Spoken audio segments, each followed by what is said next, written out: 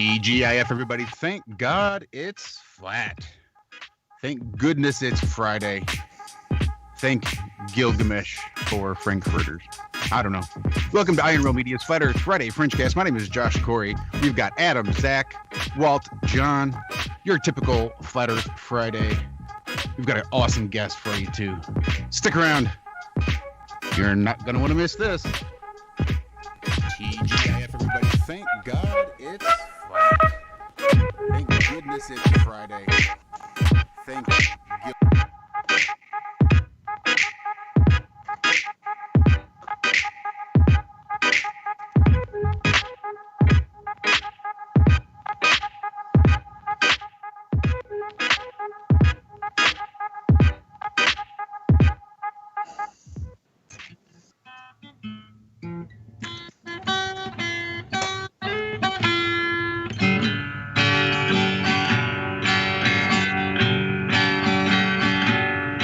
Little boxes on the hillside, little boxes made of ticky-tack, little boxes on the hillside, little boxes all the same. There's a green one and a pink one and a blue one and a yellow one. They're all made out of ticky-tacky, they all look just the same. And the people in the houses all went to the university where they were put in boxes and they came out all the same. And there's doctors and there's lawyers and business executives, and they're all made out of ticky-tacky, they all look just the same.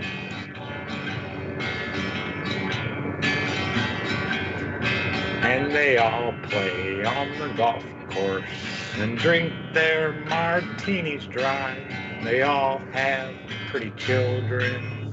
The children go to school, and the children go to summer camp, and then to the university where they are put in boxes.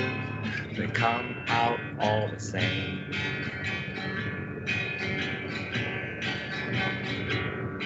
And the boys go into business and marry and raise a family in boxes made of ticky-tacky. They all look just the same. There's a green one and a pink one and a blue one and a yellow one. They're all made out of ticky-tacky. They all look just the same. Woohoo!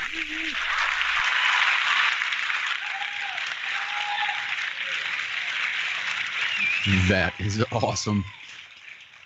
Yeah, copyright strike that if you can. Give it your best shot. Right? Nice one, Zach. That was our own Zachary Zabala. I changed a word in it, so I think we should be good. I'm sure that would have been the issue. Great. Well, everybody, welcome. It's another week. We've all made it back here. Adam, how's vacation going? Oh, my friend, going fantastic. I'm settling in now. I'm reaching the halfway point, so I'm starting to panic that normality will have to resurface again. Unlike my friend, there's a baller over there whose life is free till the day he decides to end his freedom, even though it's been slightly delayed. But yeah, it's all good over here, mate. Loving it. Loving the time just to spend with, not at the moment, just with my wife and my two children. It's fantastic. So no one's killed each other yet, so it's not as bad maybe as the savages. Well, speaking of which, Mr. John... Thanks, I'm going to wear it out. Wear it out, yeah. No, it's been a good week from what I can remember. Yeah, I'm mullered today. I've got a house full of people, a mad dog, 6 hours kip. So yeah, I'll be listening and hopefully I'll get my mojo back in a bit. Well, I'll tell you what, John, I'm not necessarily scared of the idea of you sitting quietly. So do whatever you need to do. It will be against my against my nature, but yeah, we'll see how we go. How about you, Mr. Walter? Did you get a nap in? You raring to go for this evening's show? Always got to bust me about my nap, man. You know, I'm old and decrepit. I have to take that tiny little bit to get my energy up for the show. Yeah, I'm better. I'm jealous. I actually took a lot longer messing with my guitar and getting everything set up to do some recording a whole different way, and that took a lot longer than I thought it would. So it was a long, really short, like an hour, maybe an hour and 15. And I don't know if it's the sleep deprivation or just getting something accomplished. Like Zach was talking about before we started on the air, he took apart and reassembled a lawnmower and just had it running perfect. So just that feeling of getting something you want done, that I feel better, especially after my bad Tuesday I had on TFR. If anybody doesn't know and didn't hear, I had a little issue with Kratom. We can talk about that more later, though. By the way, hope everybody's doing good out there. I see a lot of you in chat. Welcome. Glad to have you. And then I guess we already said hi to you, didn't we, Zach? A little bit, sort of. You talked a little bit about you singing. And you're still just hanging out, making hats, stocking up, getting ready to hit the road any day now. As soon as the man will send you your well-earned life credits, then you will be on your way, yes? Yeah, it's looking like about a week and 3 days now, something like that.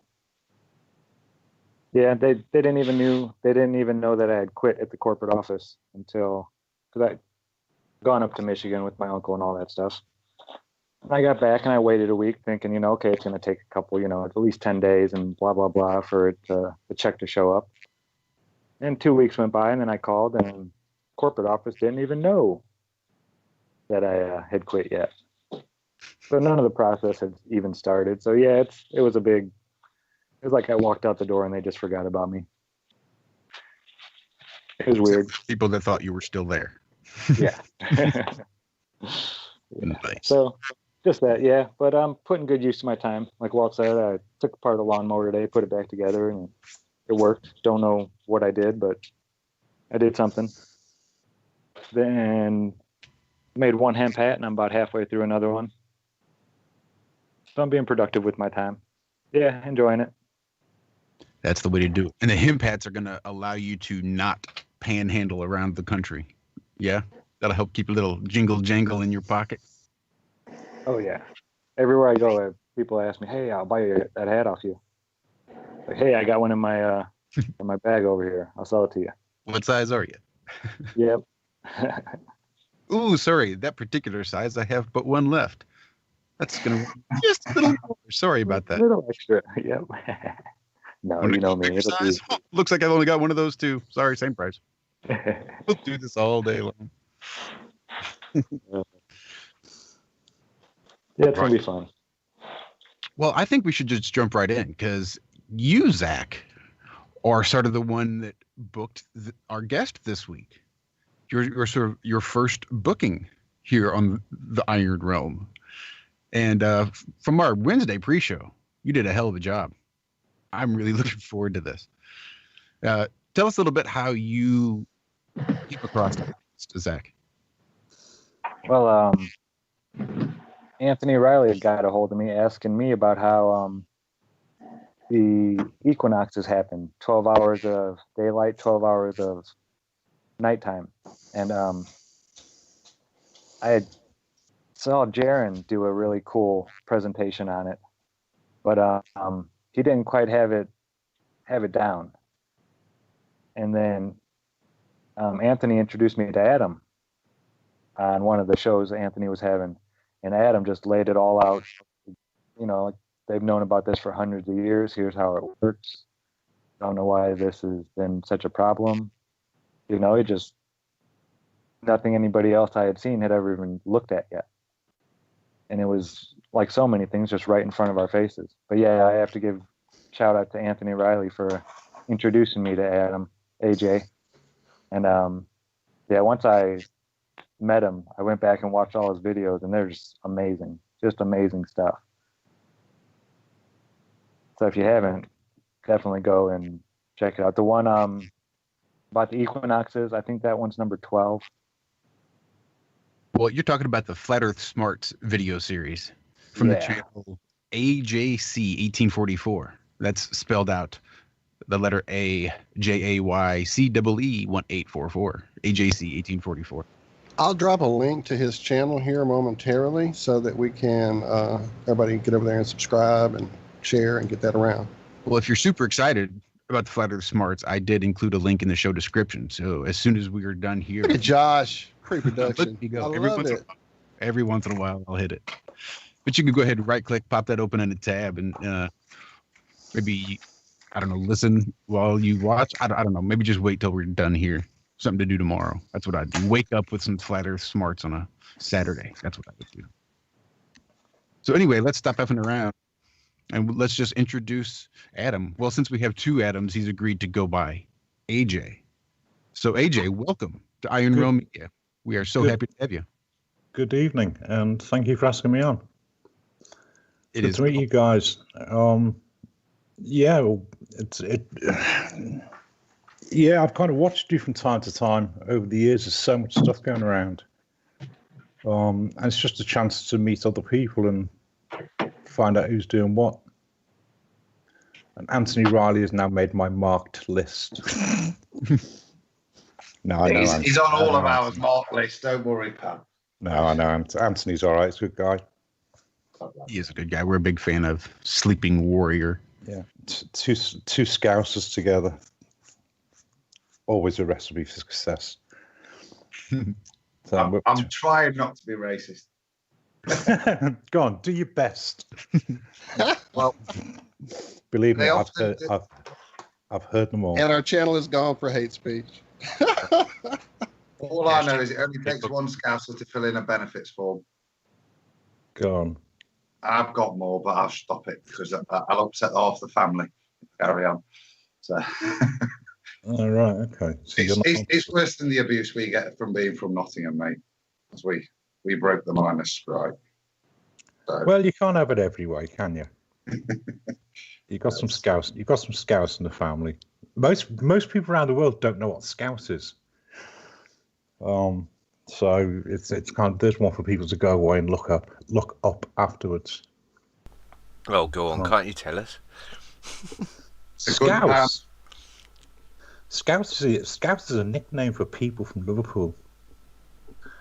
But Scouse is actually stew, and quite how how one came to be known by the name of the other is beyond me. But it's Scousers are from Liverpool, and they speak with a terrible accent. The terrible accent.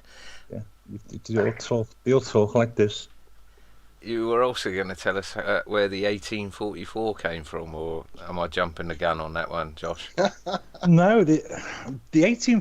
Do you know when you go when you open an account with Skype and all that sort of stuff? There's millions of people with your name anyway, and they offer all the obvious ones like year you were born and all that sort of stuff. And needless to say, 1963 is long gone, but 1844 is such a cool year in history. And I say to people, go and look at 1844 and see the sorts of things that happened. And I've got reasonably good reasons for believing why those things happened. Not least because they thought the world was going to end. So all of a sudden, you've got all these weird religions popping up, like Jehovah's Witnesses and the Mormons. They popped up that year. But then you've got who wrote Origin Species? The name keeps slipping. Darwin. Darwin drafted Origin Species in 1844. And then things like the Baha'i Faith was launched in 1844. And then once that number hits your radar, you start noticing where it pops up in all these weird places. And the Seventh-day Adventists thought the world was going to end. So they all sort of sold everything up, and we're all sitting there, legs crossed, arms folded, waiting for the end of the world to come, and it didn't happen. Still sitting there today. Yeah, so you can slice that any way you want. There's people who thought the end of the world was going to come, and it was a good thing. And there's people who thought the end of the world wasn't going to come, and they could start their own religions and throw their own things into the mix.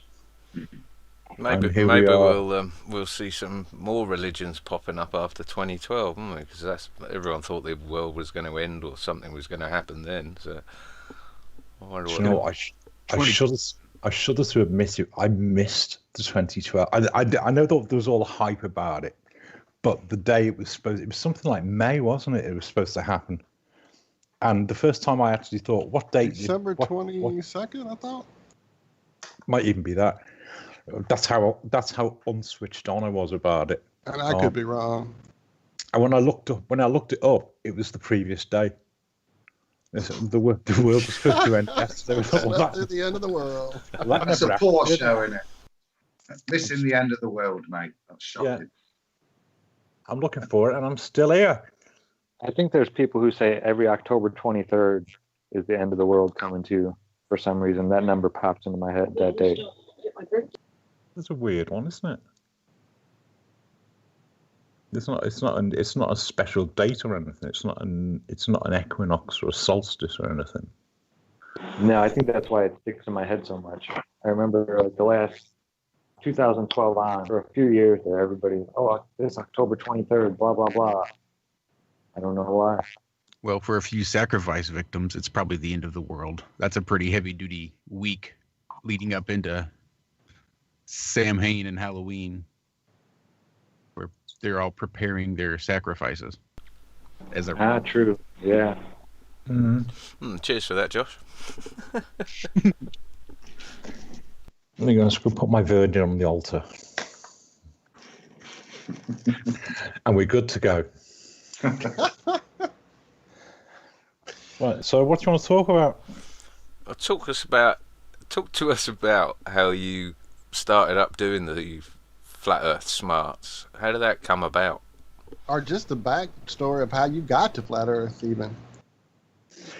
I think I've mentioned this before, and this is because it's so freaky because everybody's saying, people are watching YouTube and they're all believing the Earth is flat and all that sort of stuff.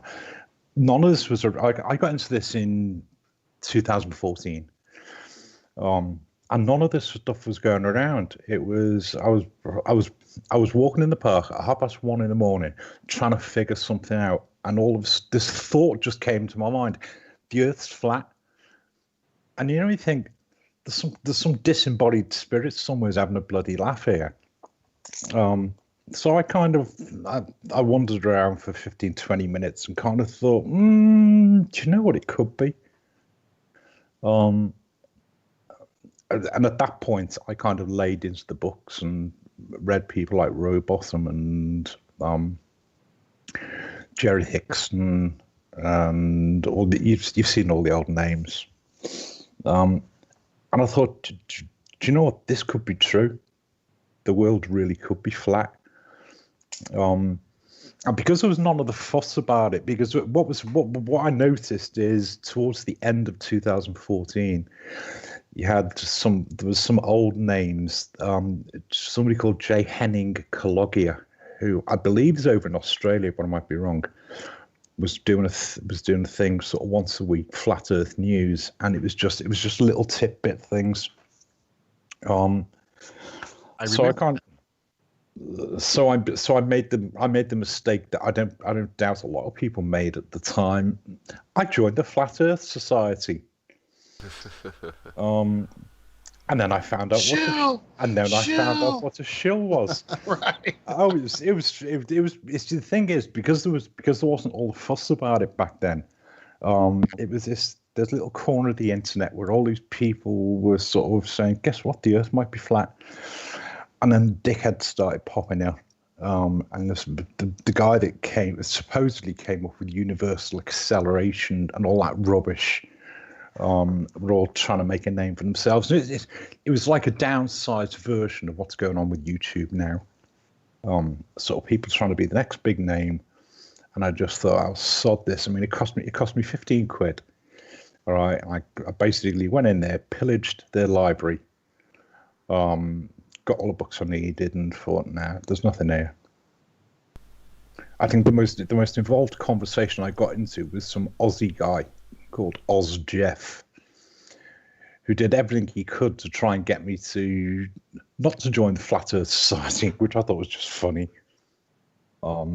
Here's this guy from halfway around the world spending all his time trying to convince some bloke at the other side of the world not to join. I thought, 15 quid's nothing. Frankly, if they need it more than I do, they're welcome to it. So that was kind of how I got to where I am with it.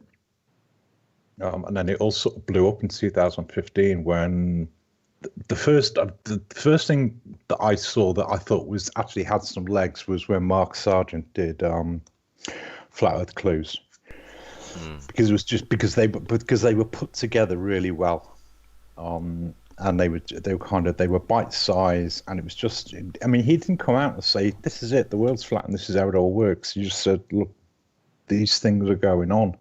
Go away and think about them. Yeah, I think that's woken a lot of people up, isn't it? Is Flat Earth Clues. Yeah, and I don't know why he's coming in for so much flack now. It's kind of, I suspect the little green-eyed monsters crept into it all, and people are trying to make them set a reputation for themselves, and it doesn't do anything. It doesn't get us anywhere. I don't give a monkeys about the people. It's the information they put forward that I'm interested in, and I'm mature enough to be able to eat and spit out the bones. And the thing is, you need to be able to sift all the information really, really quickly, because there's so much out there. And what was funny is kind of mid 2015, towards the end of 2015, early 2016, people started cutting and recutting everybody else's work. Yeah, that's right. So you go in there every day, every other day, and kind of have a look at what's there. And there's loads and loads of new stuff, and you're watching something, you suddenly think, I've seen this. So and so did this 6 months ago. Deja vu, yeah. Yeah, so it all got very, very confusing, and it's weird because I understand that people have learned something it's a big issue, and they want to tell other people about it, but rehashing old stuff is not really going to get us terribly far down the road. So I kind of, I'd want to see people. I kind of got to know a few people. I spoke to Mark, spoke to Antonio, I spoke to a few others, and I thought I've got nothing to really add to this. This kind of all the kind of this is how we think it works was all up there. But kind of as we went into 2016, I started to think there's some basic questions that we're not asking. Which is where I came up with Flat Earth Smarts. And it was never intended to be a series. It was going to be maybe half a dozen little bite-sized things to say to people, look, if this is what's going on, these are some of the things that you might want to consider. So if you look at some of the early ones, there was obviously it was a welcome episode, and it was to actually get, there was some basic questions that I wanted people to ask themselves. All right, look, if you're going to get into this, can you stand on your own 2 feet with it? All right, because you'll get it full on. And can people make a decision about things that nobody else agrees with? So I thought, okay, put it together, put in a video. So I put this together in a video, and then there's other little ones bubbling under the surface. So the second one was Spare a Thought. And it was almost the polar opposite what the first one was. The first one was kind of people who think the Earth might be flat. There's some questions you need to be able to ask yourself. And then the second one was, okay, you think the Earth is flat, but if you just go and blurt it out to other people, they're not necessarily going to see it the way you see it. And kind of banging on at somebody for 4 hours it gives them a headache. So bear in mind that all right, the penny might have dropped for you, but it's not necessarily dropped for everybody else. So kind of give them a bit of breathing space. Right. It's hard in the early days when the excitement is burning in you and you just think everybody can just bing, see it like you did. I mean, of course they'll see it. And then, the insults start being hurled and the family members start questioning, glancing your way. And it's tough in those early days. The thing is, it's one of those subjects that's taught from a start position of ridicule. Okay, the first time we heard about people thinking the Earth was flat was when we were kids. I mean, I can remember. I can remember who taught me that the Earth was round. Okay, and she was the sweetest little old lady you could ever hope to meet. All right, and I don't think she was lying to me. She was teaching me what she'd been taught. But it was kind of it was put across as the people in the olden days used to think the Earth was flat, and we're much better now. We know a lot more than they do. And aren't those people in the olden days really, really stupid? All right, so for most people, they've got that ringing in their ears the first time you bring the subject up. It is the most stupid subject you can think of until you actually stop and think about it. It's kind of like the moon's made of green cheese. Can I just interrupt there, mate? You just rung my bell there, thinking about when I first learned it. I'll I know, mine too. Go, Adam. Mr. Donnelly, and the moment that came in my head was across the back of the classroom. He pulled the solar system, and they were all there. Remember him describing to me that the sun actually wasn't that scale. That actually the sun would be bigger than that. It would go past my house, up to the top fields, as we called it, and would encompass all of that. And I always remember it was like a bit like the Australia thing, leaning back and going, "No, that's bollocks." And then, as Zach said, I got in my box. So sorry, interrupt, but it wasn't really literally. Oh, I'm sorry. Go, Adam. No, I've done more. Well, it was a pertinent point, that bit of brainwashing. It rung a bell there, I mean, really, AJ. Sorry. And I can remember in about third grade class, the day I can see the window. I was staring out because I spent a lot of time looking out the window. I was close to it. And they started talking about this flat Earth society and this flat Earth belief. And I was just astounded at the silliness because I was already a huge NASA fanboy at that age. You know, I'd seen all the rocket launches. And, oh, yeah, I can remember the day we first talked about the flat Earth and how silly and just old and ancient thinking that was. And we've, you know, Columbus, the whole 9 yards. Yeah. The curious thing about it, though, is it's rarely presented to us as this is what the people thought. We know better now because we know the Earth is a ball. It's everything else that goes with it that kind of adds to it. Okay, because you've got the whole solar system has got to be built on that spherical model. I remember the day we landed on the moon. Indeed. And I looking out of the living room window at the moon that night to see if I could see the men on the moon. I love that. And it was, of course, I couldn't see a damn thing. Most of the point, there was nobody there. Right, but we didn't know. We were all excited, or I was. Yeah, and we thought we were getting television broadcast from the moon. Okay. It's kind of all that goes with it. So come on, man, the president called them on the moon. It has to be real. Oh yeah, it was the good president as well, wasn't it? It was Richard Nixon. He was a good guy. Good guy. Good guy. Only nearly got impeached. So yeah, it is. It's kind of it's all the additional stuff that gets bolted onto it.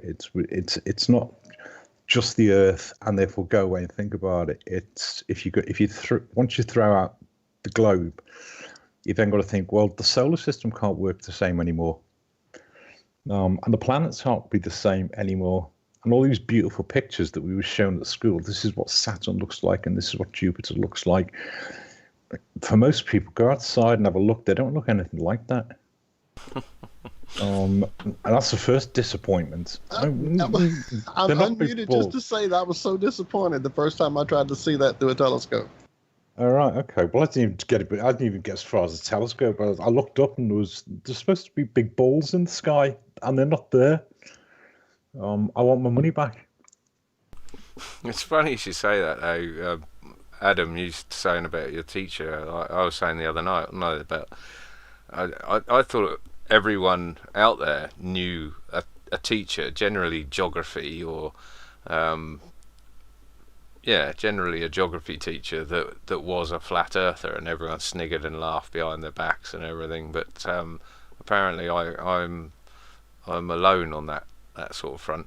But I knew at least two at school. Sure. There was one, not at the school I went to, but the town that I moved to when I moved out to the country. Everybody told me about this teacher. This was before Flat Earth, like as soon as it started, and I started talking to people about it. They're like, oh yeah, our science teacher, Mr. Watts was his name. He always told everybody, if you could prove that the Earth was a globe, you can get an A in the class and not have to turn in any homework or do any test or anything. Oh, that's amazing. Yeah, that was his little seed that he'd planted in everybody's head.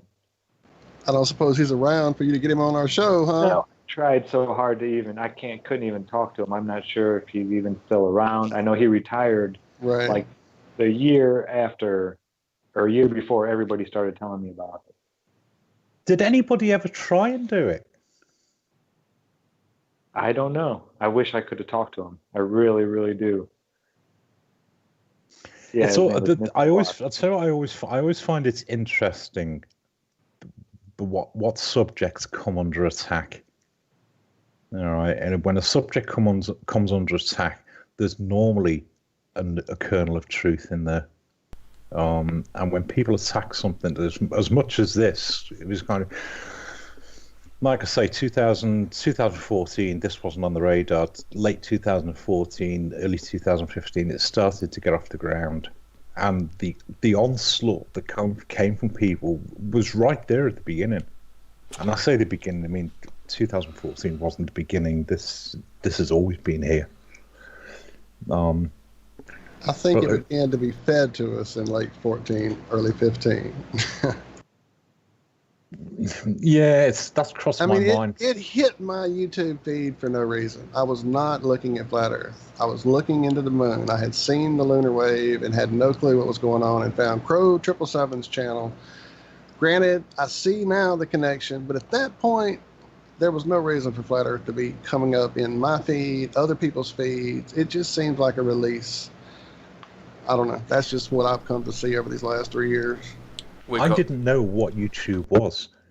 All right, I'd heard YouTube was somewhere on the internet that people could upload their home videos.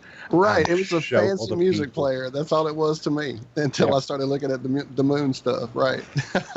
Yeah, and now it's an industry, and it's making an awful lot of money, even on the back of this.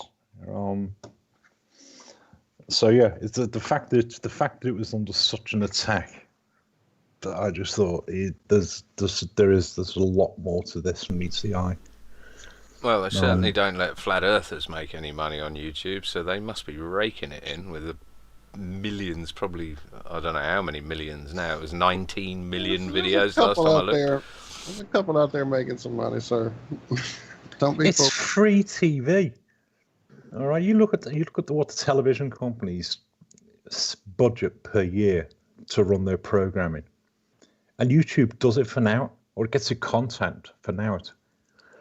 What they put a few servers in an office building to keep it ticking over. It's genius what they created for themselves. Mm-hmm. The little pittance that creators get, but there are a few flat earthers that are making bill money. There's apps that you can check what a creator's whole 9 yards are when you go to their channel, just for everybody's information, so that you don't have to doubt whether we make anything, whether anybody else is making anything, whether they tell you the truth about it or not. You can find out for yourself. It's actually part of the YouTube system. You just have to get a certain app to I'll look mine up, Walt. See it all the time. I'll check it out for you, brother. I'll let you know. I just want to know what interest I'm earning on the earnings. But you're right about the, when you're over the target, you start receiving flack. That's without a doubt. But how weird did it seem when you actually started researching it and realised how easy it was to throw out the spinning ball? That's when it sort of hits you that, well, how come I've been taught this is the most ridiculous thing on the planet, and every cartoon has to mention flat earthers somewhere, and even presidents now, and all this sort of thing, when in reality it to someone with an open mind, it can take as little as 20 minutes to bust their ball into smithereens. This is it. At its core, it's actually very, very easy. Okay, and it doesn't take a lot. And we've kind of got complicated with people saying, well, present us with a model. Hang on, you've had 500 years to come up with your model. And we've come up with this in a couple of years. Okay, and it works reasonably well. Okay, there's not a lot there to it. But as you say, it's people need to kind of switch their ego off for 5 minutes, go and just listen and consider what people are saying, and they might learn something. Oh, they will, all right. And the funniest thing is the people that think they live on a little ball flying through space don't know their own model. Rarely, if ever. It's surprising how ignorant people are of the world they think they live in. I was telling you, wasn't I, on Wednesday, you just jogged my memory about a friend of my best friend coming down, and I was all set to give him Flat Earth 101, and we spent 8 hours and probably a keg of beer later with just me trying to explain how the moon always faced the Earth in the heliocentric model, about locking, phase locking or whatever it was. I had to spend, we spent 8 hours, and he was disputing it, and he was the heliocentric, and I was like, this is absolutely bizarre. We didn't even touch on flat Earth. It's scary that people will defend quite vociferously something that they don't even understand. Or they'll defend against anything that comes out of a flat earther's mouth. No matter what it is. You could say the sky is blue. No, it's not blue. It's just because it came out of a flat earther's mouth. You are clearly, if they concede to any point that you're saying, then it's as though they've sort of resigned to the fact that you're right or something. Yeah, it's irrational is all I can say. The thing is, it's at the end of the day, it's one of those things that people need. It's a decision people need to arrive at for themselves. Because Exactly. if the penny doesn't drop for them with the best will in the world, they will forever think, oh, somebody got the better of me in an argument, and that's the end of it. But of course, the problem with flat Earth is it cuts across so many other things in this world. All right, it was good. This is kind of how blindingly obvious it is once the penny drops. I kind of thought, okay, yeah, the Earth's flat, and then I had to start thinking about the solar system. I thought, well, hang on, if the Earth's flat, some of the solar system's got to be wrong. And that's when I read King's Dethroned. Brilliant book. Which is Jared Hickson. And this was in 1930s, I think it was. He didn't think the Earth was flat, but he knew we lived in a geocentric solar system universe. And he kind of set about trying to prove that from a global point of view.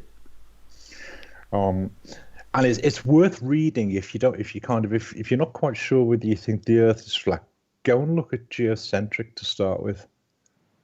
All right, go and look at people. I'll tell you who's done it more recently is Robertson Jenis, who still firmly believes he lives on a little ball flying through space, but he believes it's the center of everything. That's the Principle movie, isn't it? Yeah, Mm. and the thing is, I mean, it was actually a very, very good movie. Yeah. And it will explain a geocentric solar system. All right, so if you're not quite sure whether you can see over a curve when ships disappear and all that sort of stuff, leave that one out for a minute. Go and look at geocentric, because he's got some very, very good scientists who said, look, there's something wrong out there. Yeah, something just doesn't fit with the geocentric. I mean, they're clearly intelligent people, and they can experiment and deduce that the Earth is not spinning. But where's the curve? I mean, that's got to be surely next on the list. Do you know if they've put time and effort in to try and test the curvature? Who? The geocentrics. I mean, like Hickson or whatever. If he was a geocentric, then couldn't he have used his intellect and his logic and reason to apply it to the next question? Okay, I've found out that we're not spinning. Next question: is it a ball? I mean, why stick with the ball? It's bizarre. The good thing about the way Jared Hickson wrote his book, and I suspect that given more time, because I think he died a few years later, he actually had a second book in the pipeline, but didn't give a lot away about what it was. His first book, it's very, very well done. His first book was Undoing Heliocentrism. And what he did is he went back through history and he traced where did we go wrong, all right? And he traced it to a guy called Ulroma, who was Greek, if my memory serves. And Ulroma said the stars are infinitely distant. Okay, so everything they started to calculate after that was based on the stars being at infinity. All right, well, if you do a basic scratch of maths and physics, infinity it's largely a man-made function, and it's a mathematical function. That there's times that infinity is useful, but the reality of it is it's not infinite. We can see them, so they can't be that far away. But he traced it to that because all the calculations they had about which stars were closer or which of the wandering stars were closer was just based on parallax, based on the fact that the stars are infinitely distant. Roma did. Sorry, carry on. And they spun everything up from there. But the funniest thing was when they started guessing distances.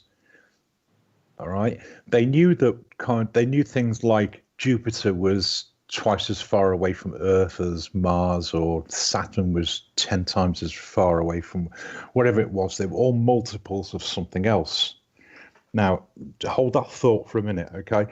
They didn't have a miles and miles, feet and inches measurement, so they literally took a punt. All right, and they said, all right, if we think Mars is 150 million miles away, okay, then all the other distances we can just spin them up from that because they're simply multiples or fractions of that figure. All right, and that's where we got our modern solar system from.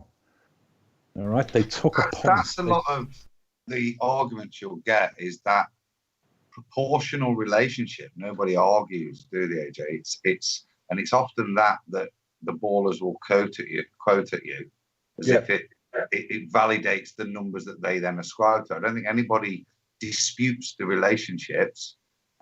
It's the numbers that are then ascribed to fit their model that's of dispute. Yeah. But the thing we've then done is we've cemented that in place with the astronomical unit. Okay, it's a unit. You can guess how big an astronomical unit is.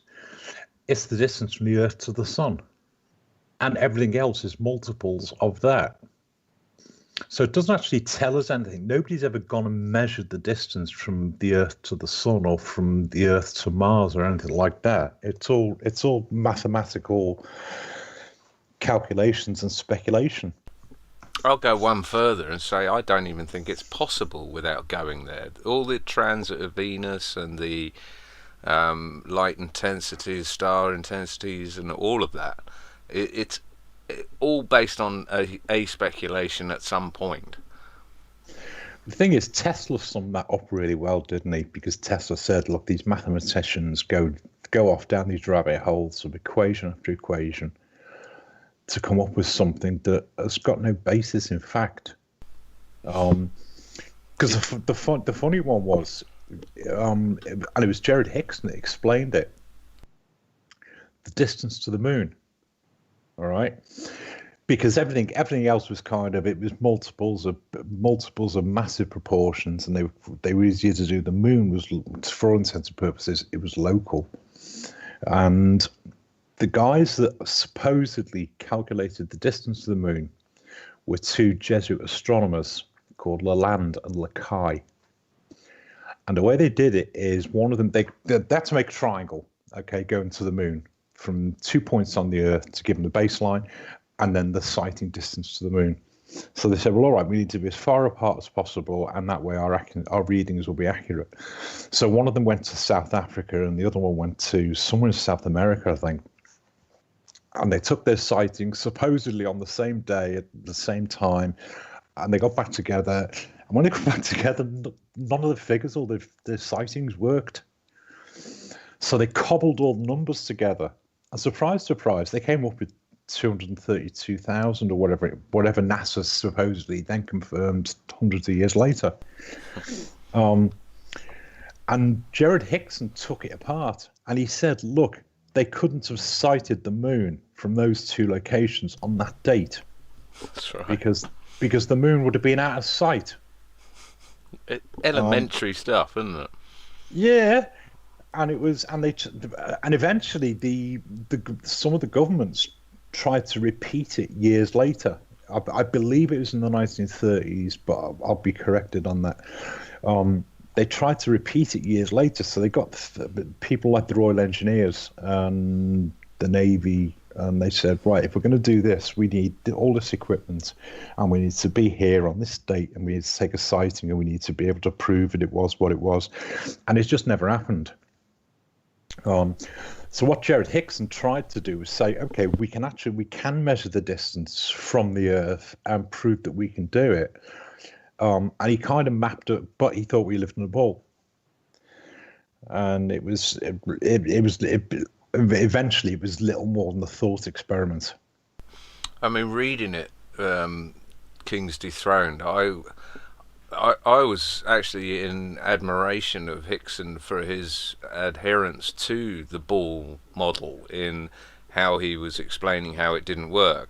It was only, Wednesday when he told me he was a geocentrist that it all sort of made sense, and I was like, right, okay, that's why he kept harking on about, the ball. And yeah, the penny hadn't dropped before that, but listening back to it in the last day or so, it certainly sounds like he was a geocentrist, but given time, I think it wouldn't have taken too much to show him it was flat as well as stationary.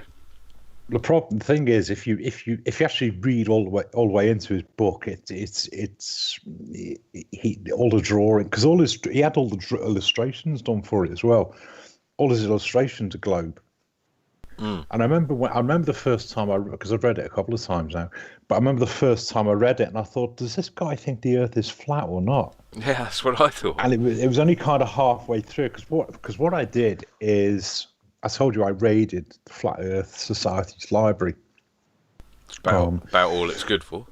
Because the thing is, all their books are out of copyright now, and they're starting to deteriorate. So I said to them, "Does anybody?" And there was a couple I wanted to find bits that were missing. And I said to them, "Look, is there any objections if I go ahead and publish these electronically?" And they said, "No, it's out of copyright. You do what you want with it." So I ended up republishing King's Dethroned, Foundations of Many Generations, and a short book called See Earth Globe by a guy called Albert Smith. And it's funny because he wrote it, and I think it was the 1940s, because we were at war. And the language in it is saying, well, we can't do any more of this because our people are at the front and all that sort of stuff. But if you look at how these books fit into history, not King's Dethroned, Foundations of Many Generations is a flat Earth book written from the biblical perspective.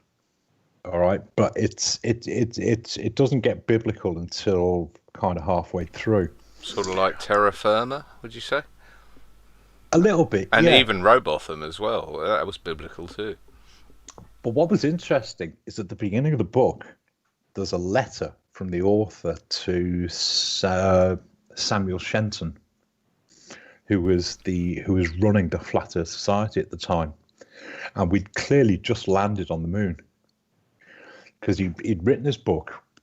Apparently, we landed on the moon, and he's kind of left holding this book saying the world's flat, and NASA saying no, it's not. We've been to the moon. So he wrote a very nice covering letter to Samuel Shenton and said, "Look, I'm sorry. It looks like all of this is for nothing, but some of it still applies." So when I republished it, I included the letter with it because nice. it's a nice little marker in history. Absolutely. And it's not that long ago that people did believe the Earth is flat.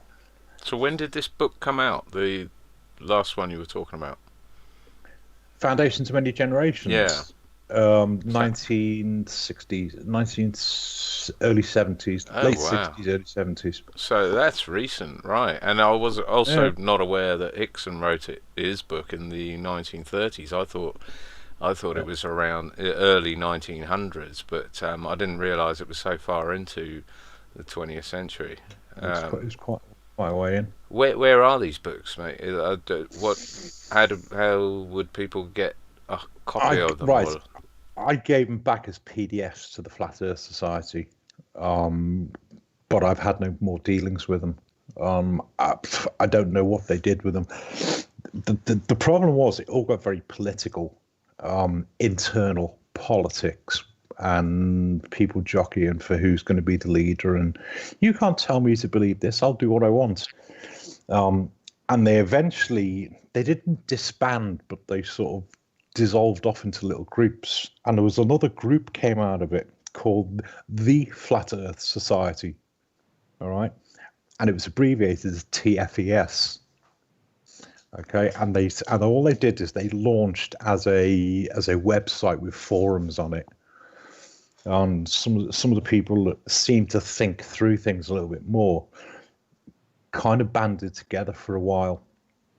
But the problem is they ripped all the backgrounds from Flat Earth Society. So anybody looking through it would think it was the Flat Earth Society, and it's not. They're two separate organizations.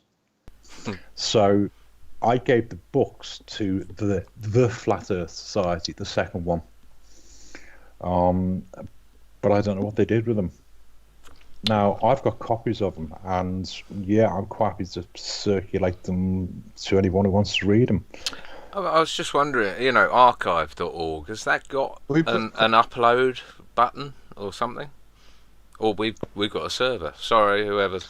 Well, no, I was going to say we are actively creating a database for just such things, PDFs of import. So definitely sometime in the next little while, once all this kind of... I'm not the technical guy. You need to talk to Adam and his crew. AJ, sure. To add some of these PDFs to our stuff. How many? We've got another 4 terabytes. It should have gone in this week, I think. Well, I don't know. Nice. Yeah. So, because we filled up the 8 we've got used already. And that's been more about preservation of flat earth material that's on YouTube. All right. Well, we may have to wait a minute to get these from you, but we definitely want to get them, sir. Thank you for I was just going to say, if anybody, I think AJ shared them with us, didn't he? in the week. I've seen something pop on my phone. Yeah, I saw it pop up. I haven't had time to pop through it though. Yeah, so they're in the chat, Thank- I think. Did you Oh, say 8 terabytes, Adam? Thank you, John. I just needed to clarify that. Adam, did you say we've already filled 8 terabytes worth of flat Earth information? Yeah. Fucking hell. And I haven't even given you my stuff yet. Right, Oh, I've got like a terabyte at least here waiting to go in. So Well, we had an early 2 from the database that we were given by Ether. So that shout out started. Ether.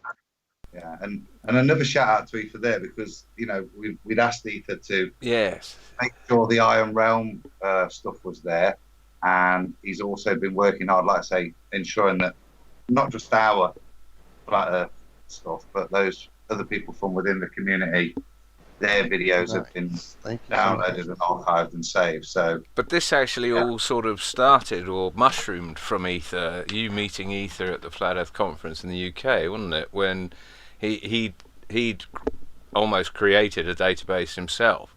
Isn't that right, Adam? Yeah, it's just like anybody in Flat Earth, isn't it?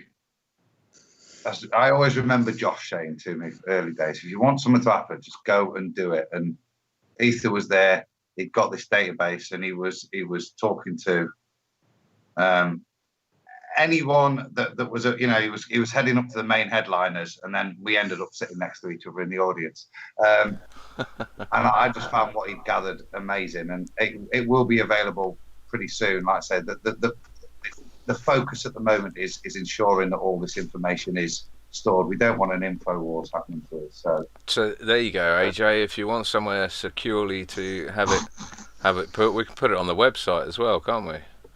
Yeah. Which Hopefully someone will tell us what it is in a minute. And that Iron is Realm the Media. ultimate goal as well, John. Yes, we will have a link. The original version we had on a different company's web design was set up with a lot of access. Well, not a lot, but some access to PDFs. So we definitely have that working. And that's shout out to Laura. I was going to say, and that's Ether's partner Laura, who seems to be doing a great job on the website, because we don't have time. Well, whilst we're going sideways a little bit, there's been a little bit of stuff in chat, and I just want to give a big shout out to Sandra Coolpix P900, who I think we're all desperate by the middle of September to be able to call her Sandra P1000 Coolpix. There's a GoFundMe in there, just like Rant is, and the extra validation we can get with both these people on the same coast, independently taking these pictures, it will really strengthen stuff. So, if anybody's got a spare $5, $10, whatever, I got to put the brakes on. It's not quite like Ranty's. Ranty is modifying his P900, so he's going to have both. If you go over to Sandra's GoFundMe, the link, Adam, I know you posted it. I posted it a little bit up above you, so it's in there a few times. But if you go over there, she's going to give her P900 away to one of the donators. So if you go and donate, you're going to have the chance to get her old P900. So it may not. Ooh, I'd say that sounds interesting. So I'm not quite. Everybody's interest just peaked. I love it. Awesome idea, Sandra. Going to be like the highest bidder, so whoever donates the most gets it, which would make the most sense, I would think. So go over there and give generously, and I'm maybe definitely out. who has given the most, or just go over there and see who's given the most and go up another $20. Yeah, you What's and me, the highest Walt. bid, Bob? right. Yeah, are we turning into bid up FE? I just thought it was a really cool idea on Sandra's part, giving away that old P900 and doing it that way on the GoFundMe. Brilliant. Well, if anybody could put a bid in for Ross, I think he's desperate for it. The thing is, it's actually a nice idea that she's thought to do that. Because not everybody can afford it. And if she wants to go up a step further, it'll get somebody else onto that ladder. But there's so much information sloshing around that I've seen occasionally, I'll see people who say they're trying to put a library of stuff together, and it's never really gone anywhere. And you look at, because Flat Earthers are doing some fantastic experiments. and if we're not careful, we're going to lose it all. It's going to just get lost. It's just going to get lost in all the noise that's being made. Yeah, I totally agree. And so- not all of us can afford it. You know, it's hard keeping up these swimming pool maintenance costs and stuff. It's just like, you know, gets to you. Yes. And my servants are having to be cut as well. So Do you know how much a Filipino pool boy costs nowadays? I've not had one lately. Before we go down that line, yeah, no, you're right. The experiments that are out there, I mean, good times for all. Zach, the experiments you've done, I hope they're safeguarded. Things like Phuket Word, you know, there's so many fantastic videos out there that could be wiped tomorrow. I mean, look at Balls Out Physics for a start. If you can't.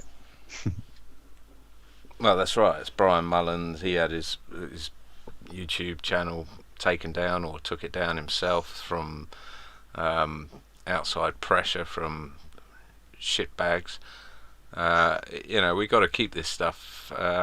You know, and like Crow has moved it onto his own server with the Crow 777 radio. It needs to be taken out of anywhere that can blanket censor or even shadow ban us, which YouTube's already admitted they're doing, with literally saying that they're shadow banning or they are suppressing Flat Earth by name. There's a video out there saying that. I'm sure most people have seen it by now. Yeah, it's important that this stuff gets backed up and it doesn't end up in the hands of people that can wipe it, or even, you know, divide it and get rid of it, like the Flat Earth Society sort of website ended up doing.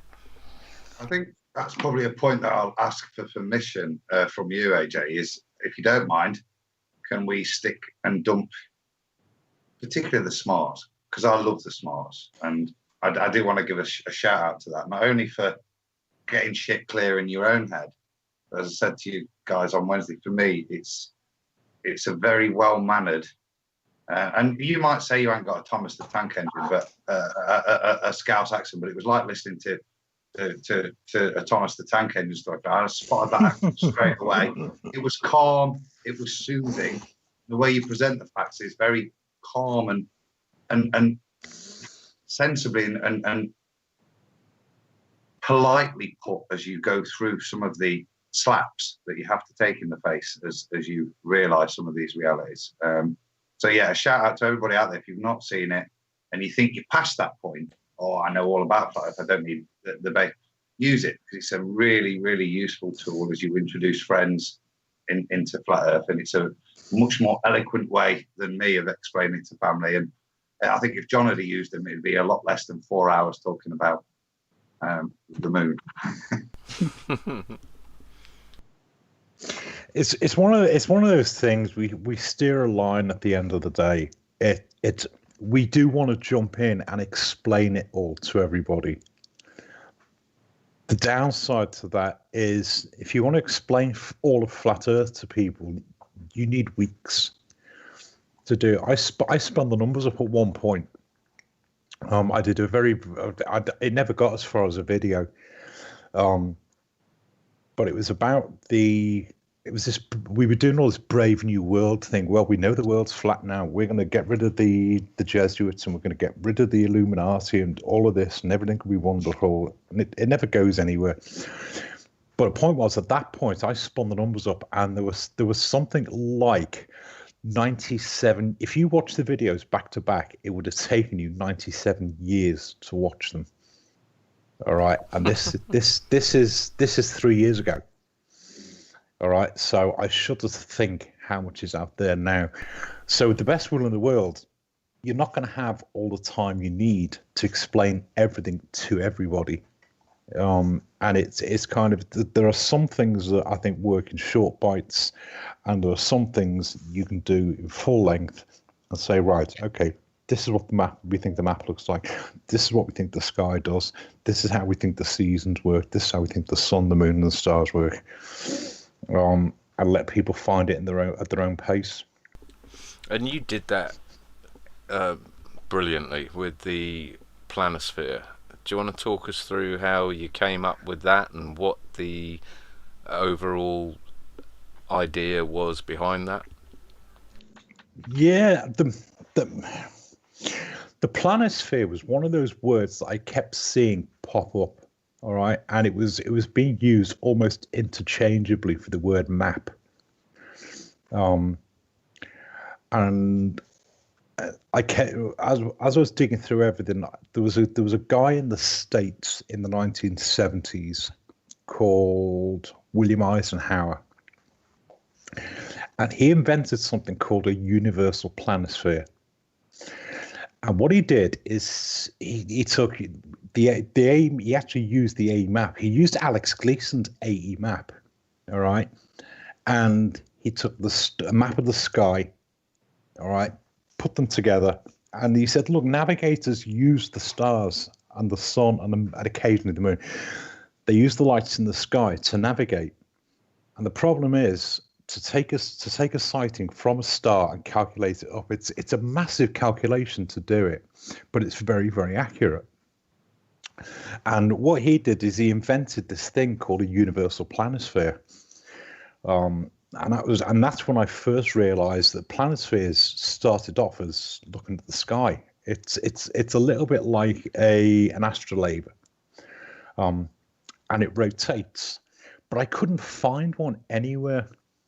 The guy Eisenhower died, and his son took over the company. And apparently, they've still got some of them, but they never really made it into full circulation. He was, like I say, he died. I think he died just after in the early 2000s. So I kind of took it apart, and if you go and read the patent document for it, it shows you what all the layers are. So I went back to looking for planispheres, and I found you can buy these things online. There's a company called Philips that's been making these things since the late 19th century. I've had one since I was about 10, and yeah, I've still got it actually. And I did the same as you. I took it apart. Yeah, and it's the thing. The thing is, when you first start to look at the sky, what everybody does nowadays is you go to the internet and you type it into Google, what constellation am I looking at? And Google throws up all these great pictures with loads and loads of stars in them and loads of labels, but you can't find your way around it. And more to the point, it doesn't tell you what the pattern is in the sky. And eventually, I found Philips made planispheres, and they cost a tenner, which is nothing. So I thought, okay, let's have one of these. So I ordered one, and when I got it, I realized how simple it was. And I remembered from years and years ago seeing something that showed the sky rotating past a window, that you could see which bit of the sky you were looking at. And that's what an astronomical planisphere does.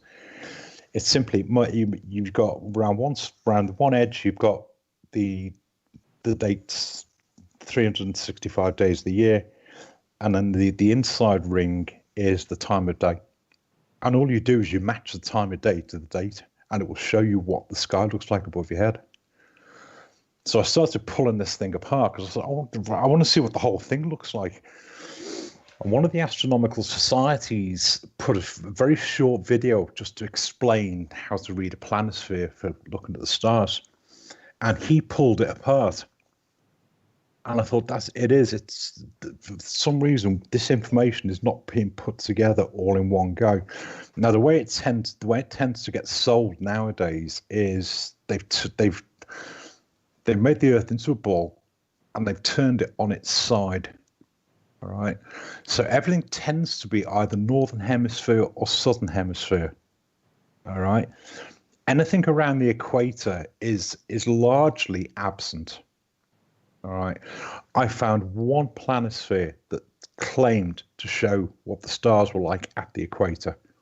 And we kept getting all these people saying, well, the stars if you go to the equator, you'll see the stars in the northern hemisphere spinning one way, and if you look at the southern hemisphere, you'll see the stars spinning in the other direction. Well, hang on a minute. If you're on the equator and you look in one direction, they will spin one way, and if you look in the opposite direction, they will spin the other way because you're looking the other way. Duh. This is not hard, all right. But the only planisphere I found was made by a company called Rob Walrecht, and they've actually cheated. Because what they've done is they've shown they've shown a planisphere, but they've put northern hemisphere on one side and southern hemisphere on the other side.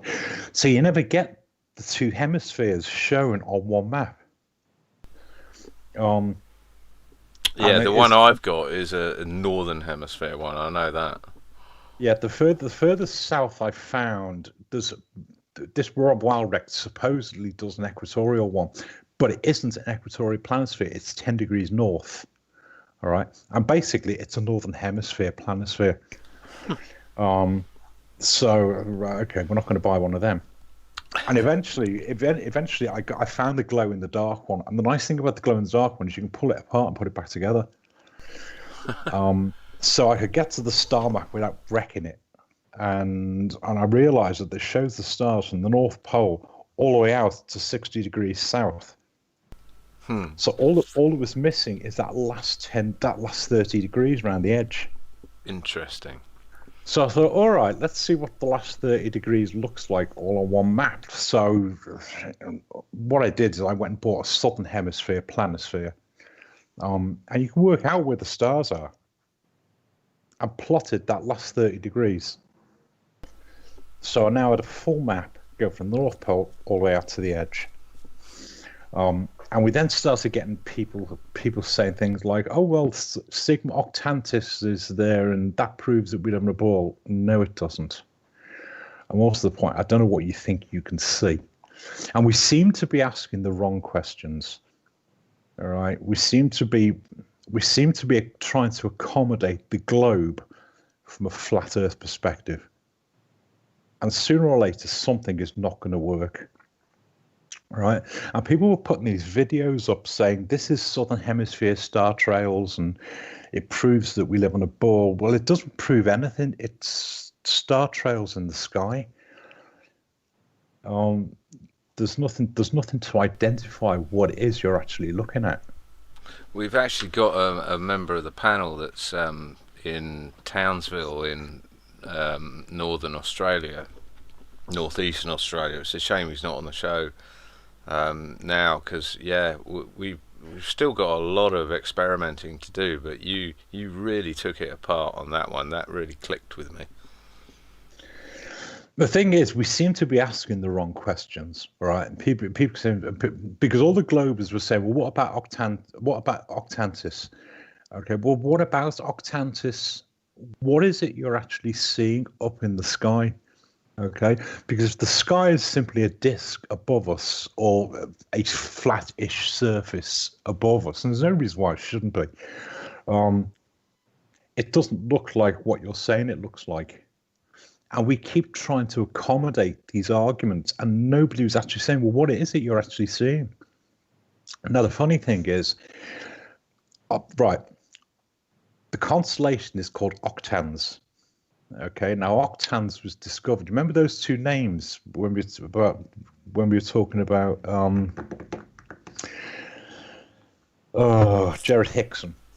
Yeah. Okay, the two guys that supposedly calculated distance to the moon, Lalande and Lacaille. Okay, well, Lacaille was the guy that discovered Octans. And when he discovered Octans, it was back in the 1700s, 1750s. When he discovered Octans, it had 4 stars. That was why it was called Octans. I would have thought 8. Now it's only got 3 stars. because one of them burnt out. One of them burnt out. Went out of business. The thing is, octans is a very dim constellation anyway. Your average brightness in the sky is sort of what do they call them? Grade 1, grade 0. It's a scale that starts at 0, all right? And as the numbers go up, the stars get dimmer and dimmer. Okay, so a category 0 is a brightish star, something like what's the Sirius most well-known or something. star? Sirius, yeah. Sirius was actually a cock-up because they were grading all these stars in the sky, and they were saying this is what magnitude it is, and these are the brightest ones, and these are the brightest ones, and they suddenly realized Sirius is even brighter, so they made Sirius a -1. It's the only star with a negative brightness. Really? Is that because it's a binary, or they claim it's a binary, or did they make that bullshit up afterwards? Oh, your guess is good to mine. Who knows? It's kind of I know throughout history, Polaris has, they say like around 300 or so, astronomers said that there was no pole star. That Polaris couldn't even be seen. And then I know from the 70s, Polaris has very slowly been getting brighter and brighter over the decades, they said. Well, the thing is, I mean, Polaris is only a magnitude, it's a 3 or a 4. It's not incredibly bright.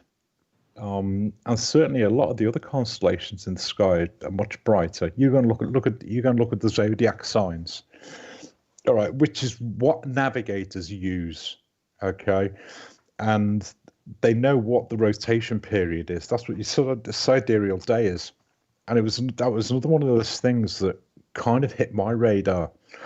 There were too many coincidences, all right, for how long a sidereal day was, how far the sun supposedly moved in a day. Because people now say, well, there's 24 hours in a day, so we know the sun takes 24 hours to go around. It doesn't actually. It takes 23 hours, 56 minutes, 4 seconds, a sidereal day. All right. But what we've done, which is why the days get longer, going from winter to summer, and then shorter, going from summer back around to winter again. It's simply that the sun becomes visible slightly earlier each day. So when I found out that the sun goes 361 degrees in a day, which is what one sidereal day will do, I thought, hang on, this is too coincidental. If the Earth is spinning and that's why everything's moving, there's something wrong, all right? And then you throw the moon in as well. So I kind of started trying to take that apart. And the nice thing about the planisphere is it's got the ecliptic, which is the circle in the sky that the sun follows. Because all the heliocentric model has done is flipped everything upside down or inside out. Okay, it's exactly the same model.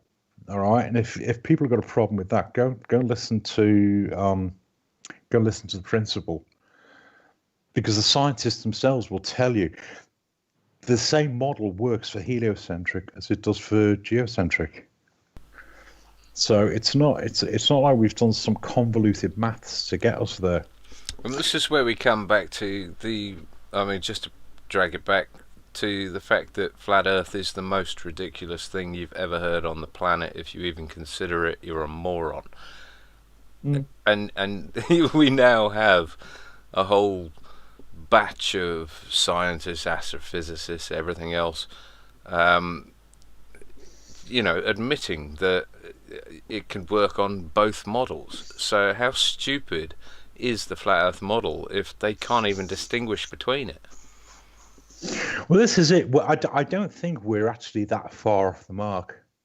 Okay, and it was I did one of the video number 11. It's called The Missing Link. Okay, because people can go back and have a look at these, and you kind of get the drift of where it's going. But when I got to episode 10, I thought, okay, we're having this was in the middle of it, or everybody arguing about this is the map and that's the map, and no, that can't be the map because this is wrong, and I'm debunking it and all that sort of stuff. So I thought, all right, take a look at what we've got.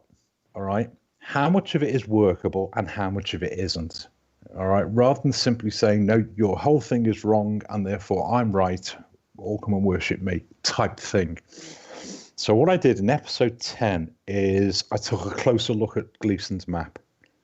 Okay, because a lot of what's on Gleason's map works. Okay. And then from Gleason's map, I found Eisenhower's planisphere, which is episode 11. It's called The Missing Link. All right. And what Eisenhower did is he linked Gleason's map to the stars in the sky. Okay, so it said, with this map and these stars, you can navigate. All right, and he was granted a patent on that in 1975. Okay, he actually got 3 patents on his universal planisphere. So that map is good enough for navigation.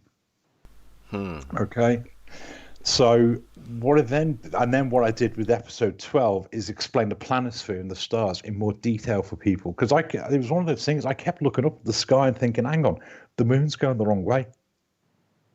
Right? Last night it was there, and tonight it's further the opposite direction. It's not supposed to be going that way. All right. But well, it goes west to east, doesn't it? Of course. Like you said, inside out, back to front, arseways, it's everything. Yeah, sorry, carry on. Yeah, because the thing they can't explain is that the moon is moving. The moon is not moving at exactly the same speed as everything else. All right, so the moon is moving under its own power. Now, the strange thing, and I've not found enough information on this yet. Apparently, the moon goes retrograde every so often. Okay. All right. Now, I'll tell you who's interesting to read is Albert Smith, because what Albert Smith did, he did it very short. It was only 60 or 70 pages. It was almost an idiot's guide to the flat Earth. All right. It was kind of, if you can't see this stuff, you've got a problem. Okay. And there was some real common sense questions. And that's the Sea Earth Globe document, isn't it? That's Sea Earth Globe, yeah. Gotcha. But one of the things he did in there is he said, look, the moon goes retrograde, and if the geocentric system globe Earth has got any truth in it, then the retrograde doesn't work for a globe. Okay, it's as simple as that. It doesn't work. It falls apart. Okay. Now, I didn't explore it any further at that stage, and other than kind of filed it away. The moon goes retrograde at certain points. But I thought, okay, I want to find out what's going on with it. So the planisphere is great for showing the sky going by day. Okay. So what I then realized is that if you want any details of where these things are on a moment by moment basis, you need to get a book called An Ephemeris. Yes. Which was episode 13. All right. Count the ways. Now the thing is, an ephemeris, ephemeris aren't used generally by astronomers. They're normally used by astrologers, because they want all the planets and how far one planet is from another planet, because it means your wife's going to run away or whatever it means. But they've got a remarkable eye for detail. AJ, any chance you could get your ephemeris out and screen share? Never. No. I know, it's getting late here. Right. I think it's really useful. When you showed it to us, the level of detail is quite astounding. Not only, you know what I mean, in terms of all the lights in the sky. I nearly said the P word. I was quite amazed when you showed us that the actual level of detail, not only of what it lists, but how detailed it is in its list in terms of by the day. Right. You can see that? Yes. Got your mountain. Wicked picture. Oh, it's on. I was going to say, don't you on me, savage. There we go. Yeah. Right. An ephemeris simply shows month by month. All right. Where the sun is, the moon is, where the stars are. So at the top of the page, let me get a pointer up.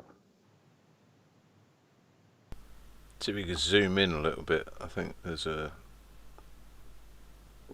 zoom button up there. No, I'll tell you what I'm going to do. Just hold on a minute, because all this detail, most of it you don't need. Okay. That's your daily ephemeris. I'll come back to that in a moment. Okay. That's where the planets are. That's what those little symbols are. Okay, and they're the houses as well. How far it is through each house, and then down at the bottom, you've got where the planets are. Okay, and this here just shows what relationship one star is to another star. That's what the astrologers use. Okay, but this is the good bit. Okay, so close that. Open that. Is that a real photo, your backdrop? It's one of the ones that comes with Max. Ah, okay. Comes with can you see that? Yep. Right. This is the good bit. This is that top left-hand side of the top of that left-hand page. Okay. Mm-hmm. And it works like this. There's the days of the month in that column. There's the corresponding days of the week. All right. Now, what you've got to remember is there are two clocks that are running. Okay, and the solar one is neither of them anyway. Okay, you've got the sidereal, which is the rotation of one rotation of the sky is a sidereal day. Okay, so by our clocks, a sidereal day is 23 hours, 56 minutes, 4 seconds. When you say one rotation of the sky, you mean, say, you're looking at one star at one night, and the next night the star crosses the exact same point again, and they hit the timer, and it's not 24 hours. Yeah. Right. So it's not to do with the sun, because the sun does take 24 hours. Is that right? No, the sun goes around in 23:56 and 4 seconds as well. But what you've got is the sun is slightly. If you start off at 21st of December, okay, the sun will not quite have gone all the way around each day. So what happens is the days get longer. Right. All right. Until you get to the middle of June. Okay, because what you've also got is you're also having a little bit of slippage on the other end of the day as well. So you're saying the sun's rotation is not constant? The sun's rotation is constant. It doesn't take 24 hours. It takes 23 hours, 56 minutes, 4 seconds. Right. Okay? Can I ask so you're losing 4 seconds. You're losing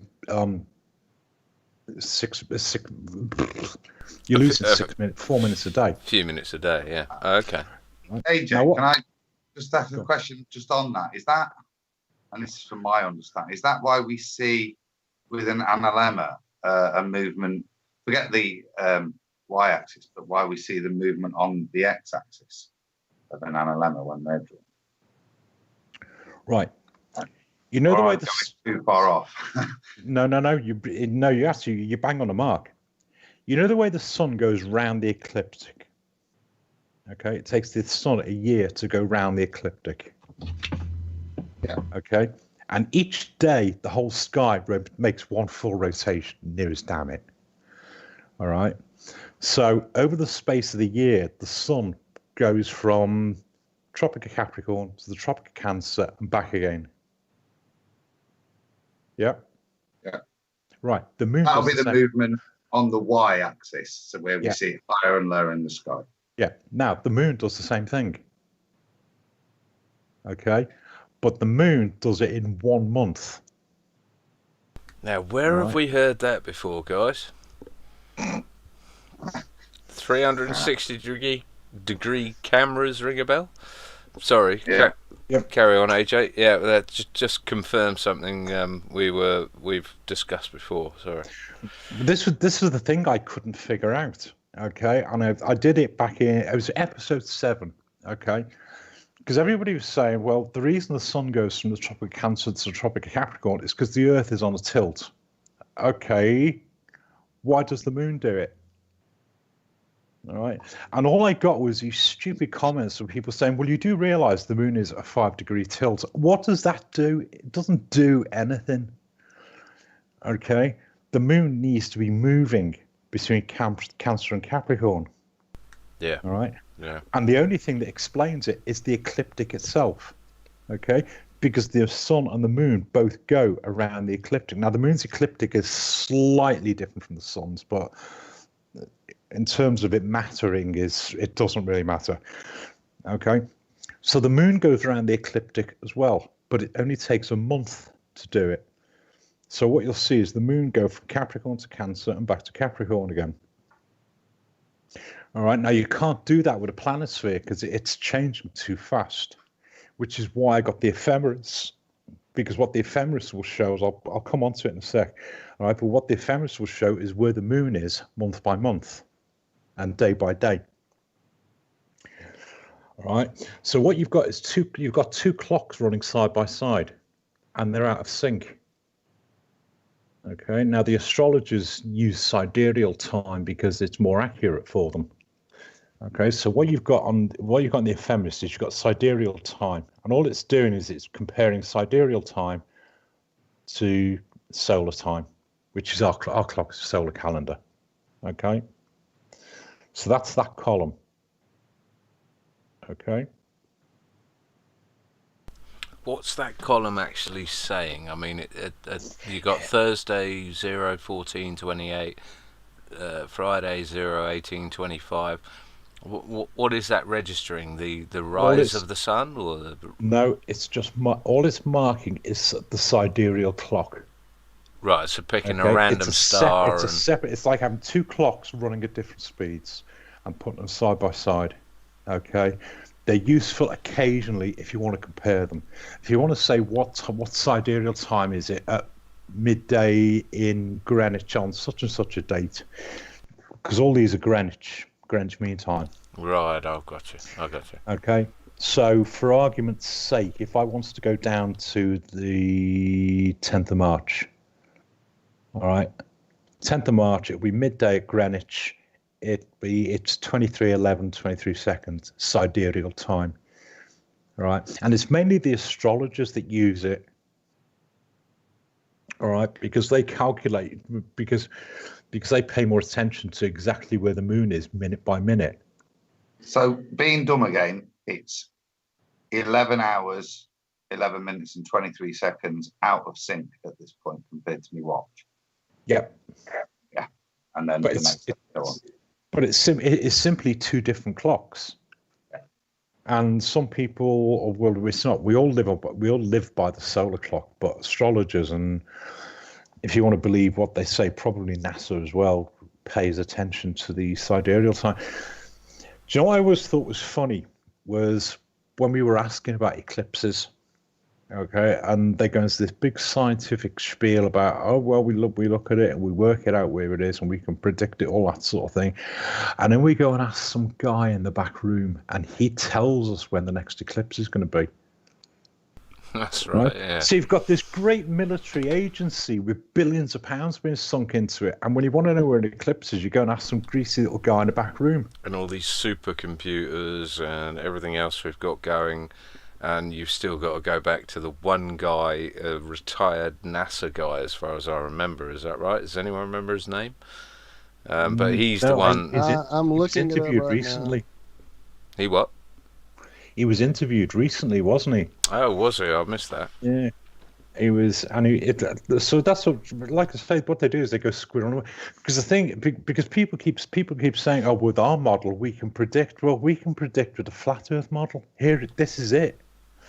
Well, I mean, this is it. Whether you're a flat Earth subscriber or a globe Earth or whatever you subscribe to, it's not difficult to predict eclipses as long as you've gathered enough data for 18 plus years. You can predict an eclipse quite accurately. It's just a recurring problem. It's just a recurring clock. The gentleman's name is Fred Espenack. He's been at it for, let's see now, how many years? Since he was 12, he saw his first eclipse. 6 years later, it's not giving me a date. We covered this on Ironworks, didn't we? We talked about him, not when he started, though. Familiar. I love the fact that sidereal is just spelled side real. It's real time, just on the side. Yeah. What was funny was when I did this episode, people started saying, "Oh, sidereal time's just made up, so that they can hide that 24-hour days don't work on a spinning ball." No, sidereal time is very real.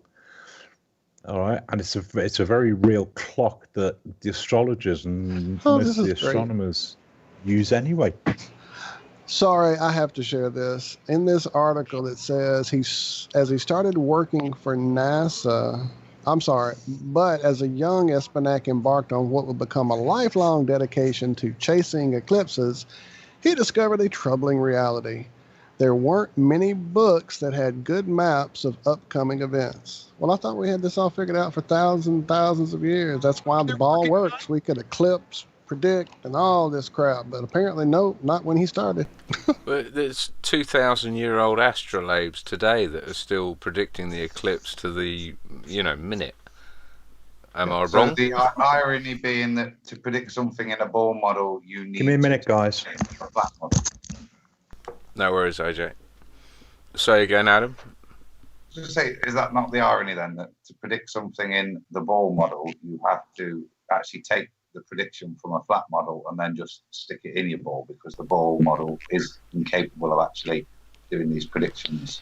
Well, you can't even predict it in the ball model. You have to go to a guy called Espenack and have it confirmed, and God knows what they're going to do when that guy passes on. Well, as soon as Adam gets back. Sorry, Zach. Maybe it's a good time to take a break. Sorry, Zach. We're stamping all over you today. No worries, guys. Yeah, when we get back from the break, though, we need to ask AJ about the other objects that the ephemeris covers also in the sky, and how they're awful close to where these positions are taking place during eclipses. Yep, you just rang my bell, mate. Yeah, maybe that's where this guy is actually getting his information from, and not from government sources. Yeah, in the article it says that, according to him, anyone can do this. They just have to read the same material he has read and do the math. He's the only one doing the legwork. That's why he's the go-to guy. Whatever you do, don't look up in the sky and make your own data. You've got to go and look at what he's looked out and sort it out from there. Don't, whatever you do, look up and make your own data. Big shout out to Rob in chat. Speaking of our buddy down there in Townsville. Yep. Hey, Rob. About time you're due back, I'm sure. Hockey season's got to be over soon, mate. Didn't he threaten it for last week and piked? Yep. Take that as a yep, then. Listen, Rob, get in, man. So I imagine at this point someone is lining up some tune. I've got it. Give him, I'm ready to go wherever we are. You damn man. Just go ahead and do it up now then. Hit that button. Do it. I'm muting out. Right on.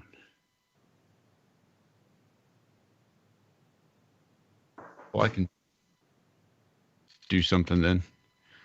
Yeah. AJ's back. So should we let him know what's going off? And then I think that would be, at the very least, a polite thing to do. dragged up right, mate. Dragged up right. So we're hitting just about the hour and a half mark, maybe just a little over. So AJ, what I think we're going to do is take a little break. We have a little theme song type thing that we play pretty much every week. We've adopted by a young girl named Cheyenne. Walter found it a couple years ago, and we've been using it pretty well ever since. So we're just going to take a little break. It's almost 4 minutes, so you can sit back, relax, and listen, or I don't know, go have a smoke. I don't care what you do. But while we all scramble for coffee. I am I'm going going to sing along on mute. All right, then I will go ahead and start, and we will be back in just about 4 minutes, give or take. This is IRM Media's Flat Earth Friday Frenchcast. And hold that thought, AJ. We'll come straight back to your ephemeris. We're up pretty high.